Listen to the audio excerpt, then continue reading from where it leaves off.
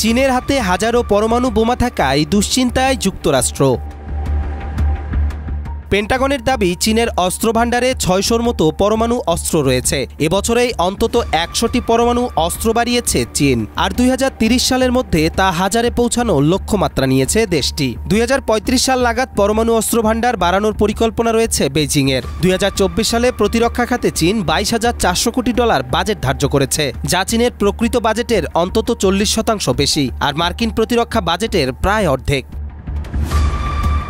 এদিকে চীনের ওপরে নজরদারি চালিয়ে যেতে আগেভাগেই দুই কর্মকর্তার ওপর দায়িত্ব দিয়েছেন যুক্তরাষ্ট্রের নতুন প্রেসিডেন্ট ডোনাল্ড ট্রাম্প। আমেরিকার প্রতিরক্ষা মন্ত্রী লয়েড অস্টিন বলেছেন, চীন তার পরমাণু অস্ত্রের কার্যক্রম আরও উন্নত করার পাশাপাশি সেগুলি আরও ধ্বংসাত্মক করতে সক্ষম হচ্ছে। বিশেষজ্ঞরা বলছেন, চীন তার পরমাণু ক্ষমতা বৃদ্ধি করে চলেছে, যা বৈশ্বিক নিরাপত্তা ও শক্তির ভারসাম্যকে বিপর্যস্ত করতে পারে।